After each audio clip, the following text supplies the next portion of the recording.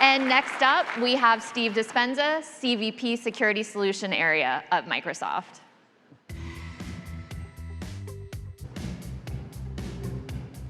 All right, welcome everybody. It's great to see you all here. It's wonderful to be here with you. So AI is transforming both the threat landscape and our defenses. So today we're going to hear from two leaders that are navigating these changes right now in real time. We have with us Uma Arjunan, who's the Senior Vice President of Global and the Global Head of Foundational Services at Ford, and John Israel, CISO for KPMG. Okay, let's dive into what they're seeing and doing and learning right now. So first things first, let's talk about the new world of AI-driven attacks. What AI-driven attacks are you seeing in terms of things like deep fakes or automated phishing or malware? John, we'll start with you. Thanks, Steve, appreciate it. So the landscape is changing rapidly due to the weaponization of AI. The game has changed in its very basic sense. The speed and sophistication of the attacks has all increased materially. You know, we see the time it takes to reverse engineer patch code, to create an exploit, to the attack, like all of those parts of the attack chain have reduced down materially in time. So our response must be equally as fast, agile, and intelligent.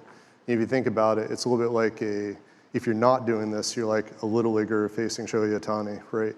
So the fastball is already past you by the time you observe it, orient, decide, and make that decision. So our biggest opportunities and the challenges all circle around this speed and closing our OODA loop a little bit faster. Cool. Uma. Yeah, so in my opinion, we are starting to see a lot of hyper-personalized phishing and social engineering. So attackers are starting to leverage large language modules to craft emails, texts, chats, or voice messages even, which is basically tailored to the contextual details that we have at the enterprise, making them far more convincing than what you will see, right?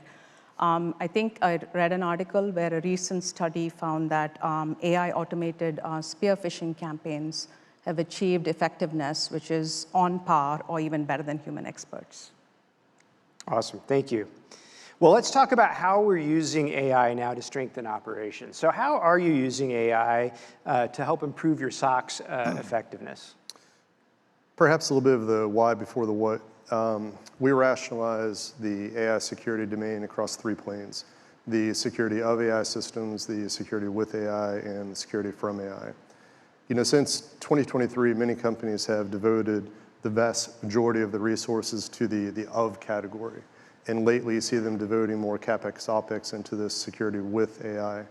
So our 360 Alliance partnership with Microsoft allows us to co-develop those security solutions and move forward with automation capabilities. And at KPMG, we're pioneering this AI-first culture that you probably saw in the news press lately. And on many occasions, you know, internally, we're client zero for the solutions that we're pressing out to the market.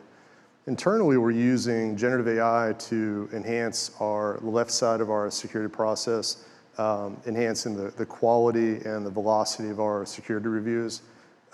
We're using Microsoft Copilot right in the middle, developing automated AI red teaming, and we're very much leaning forward into developing an AI agentic SOC automation capability leading into this year. That's great to hear. How about you, Uma? Yeah, so we are starting to leverage AI to automate routine triages and alert noise reduction, right? So we have AI filters that are able to correlate massive volumes of alerts, reducing the false positives and also freeing up our SOC analysts for higher value work, right? Another important thing, in my opinion, is basically our ability to correlate cross-domain telemetry, which is going to improve our ability to detect, and it allows us to move much closer to the real time. And we're also looking to transform a SOC, which is basically shifting from respond after the fact or being reactive to be more of let's try and intervene before we have a large-scale impact, right? So I think our goal is basically to make sure that we are empowering our SOC analysts with AI-assisted investigation as well as decision-making, right? In operations, what this means for us is less time wasted, and we are starting to see far more confidence in the decisions because the decisions that are being made now are supported by much more richer context and faster insight, right? And so I head engineering, and one of the principles that we are starting to operate under is that we want to treat AI in operations as a platform capability, not like a bolt-on or after the fact. And what that means is that we also have to drive the cultural change because the shift is not just technical, right? It's much more beyond that. And we want to make sure that our operations team as well as the engineering team are able to adapt to the mindset and the changes. Great, thanks. All right, so let's shift gears a little bit and talk about how AI is impacting both security strategy as well as the workforce itself. So John, how is AI changing your long-term security roadmap, your data security approach, and your talent strategy? Thanks. That's a bit of a longer topic with 3 parts. And so let me start by saying that the speed of our adversaries and the integration of AI, as we talked about already, are the most significant drivers of change in our global security strategy. It's not an incremental update. Essentially, it's a fundamental change in our roadmap, how we think about security operations. And so this landscape being reshaped by AI and our response, as mentioned earlier, needs to be aggressive and it needs to be bold, needs to lean forward. And so let's go ahead and break this down into, first of all, this long-term strategy part of the question. So 2 principles at play.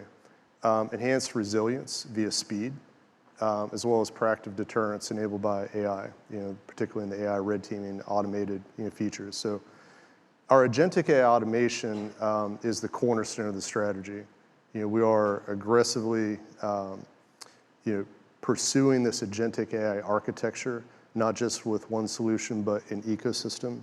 And we want our agents to be extensions of our security analysts. And I made a comment in a different session earlier that if you think about it as the exosuit you see on these superheroes on the movies, that we want agentic AI to be that allows them to jump 10 feet in the air, run 40 miles an hour, and to be more productive. Our agents, we want them to handle the high volume, repetitive task of threat detection, triage, initial response, closing that OODA loop, and doing so at machine speed. From a data security optic, looking through that lens, the use of generative AI and tools like Copilot, they're awesome and they're an incredible enabler, but they also increase the entropy, the complexity of your overall system.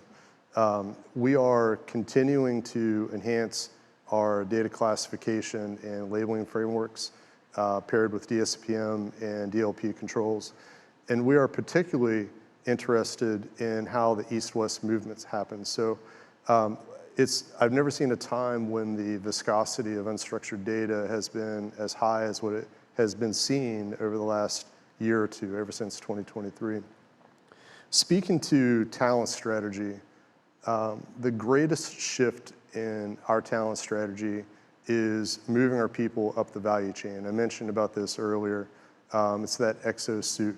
So by delegating repeatable, data-intensive tasks to agents, we're able to liberate, and I use that word on purpose, to be able to do work of greater value, including solving the complex problems, contextualizing critical information, and making those strategic decisions that only they can do and they can intuit. Uma, how about you? Yeah, so I agree to everything John said.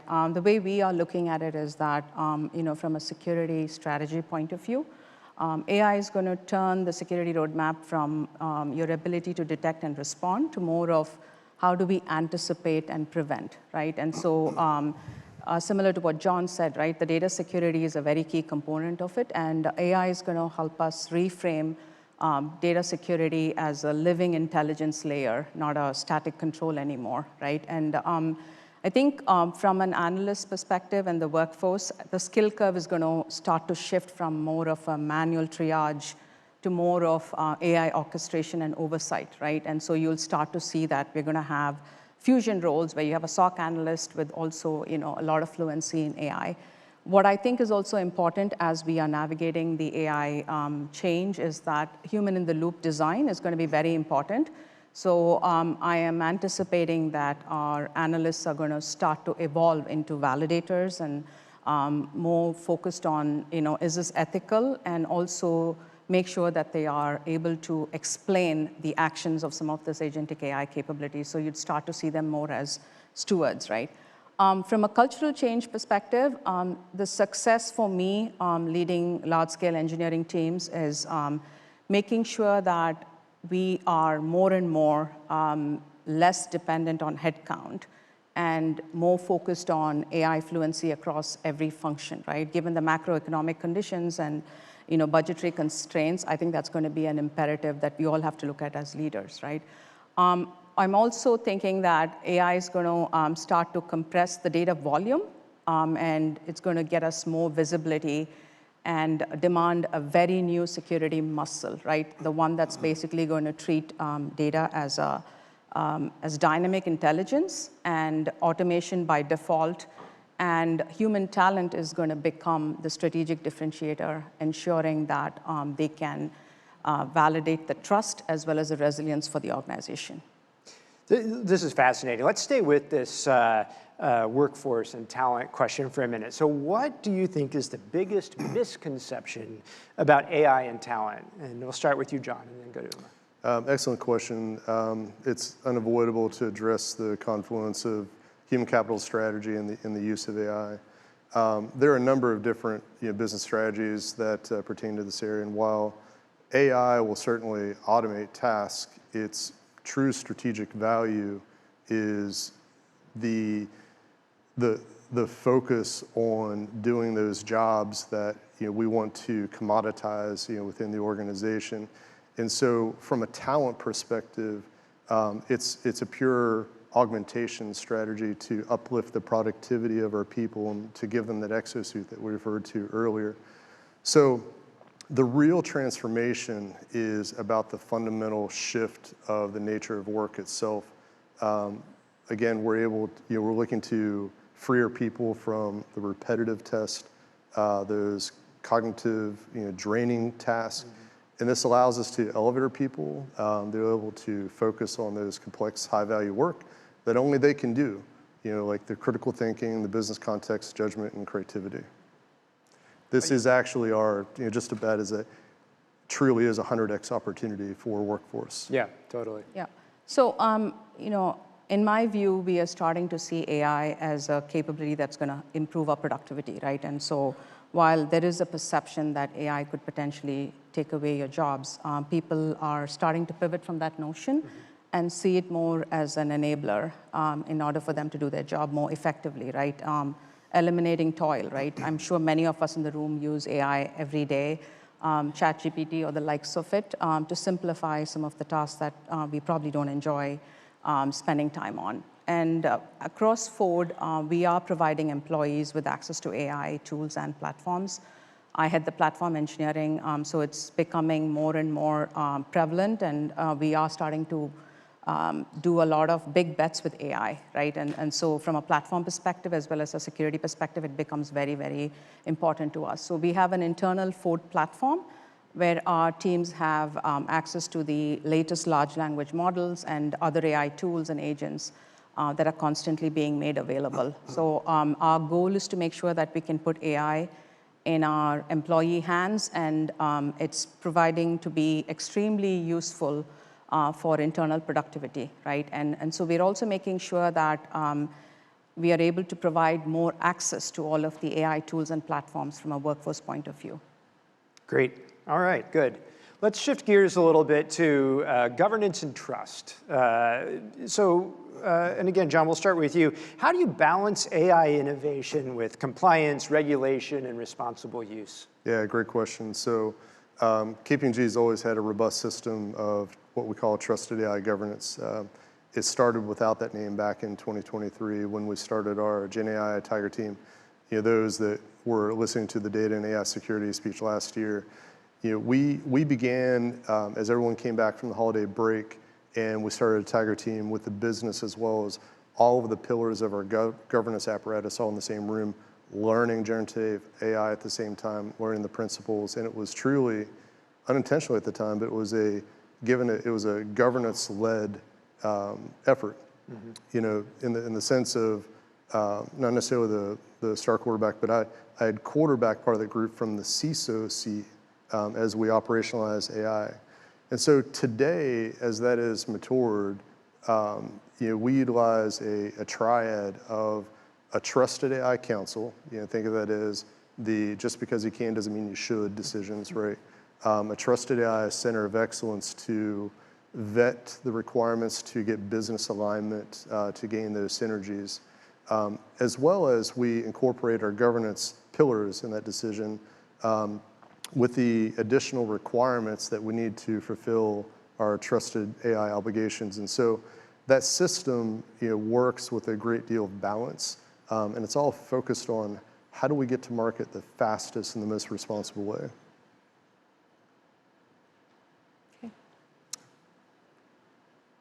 Okay. Uma, do you want to pile on the on AI and autonomous trust? Yeah, I think what's very important with the rate that AI is continuing to reshape the way we think and reshape the way we operate, security is often perceived as an impediment, right? And so I think my goal from a platform engineering perspective is how do we establish the guardrails? How do we establish the governance so it becomes more easier for the workforce to get access to and leverage them for productivity purposes? All right, good. Okay, this has been fantastic. I think we've kind of got one last section here on key takeaways. And so, you know, if you had one piece of advice for CISOs and security leaders here today, what would it be? And Uma, John, I'll start with you. That's actually my favorite question of all. So I would say for CISOs that you should fundamentally change and reframe how you look at your role and stop thinking yourself as just a CISO, you know, the governor of the security program, and start acting like a chief secure transformation officer. There's a person that I deeply admire within KPMG, Matt Bishop, that kind of put it this way. He said, your job, we expect you to do really well, which is job one is security. But after that, job 1A, B, and C is velocity, efficiency, and creativity in that order. And so I take that every day in my job. I think like a PE investor might. You know, we aggressively divest from legacy security debt that provides diminishing returns, embracing the platform. But we have the courage to invest in platforms that create a really competitive advantage for KPMG. We want to be that source of a disproportionate advantage. Good deal.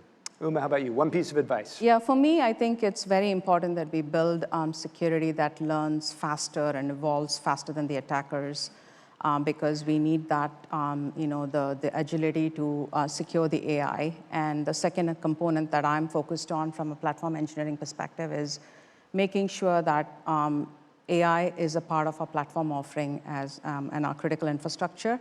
And we need to make sure that we're securing it every step of the way. All right, well, thank you both. That was a fantastic discussion on how AI is transforming the security landscape and how our customers are adapting to stay ahead.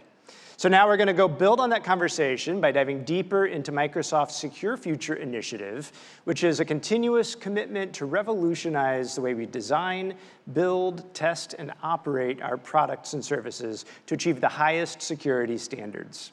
To lead that discussion and share how Microsoft is working to make ourselves more secure and how customers are learning from SFI to make their own organizations more secure, please welcome Ann Johnson, CVP and Deputy CISO of Customer Security Management Office, and her panel.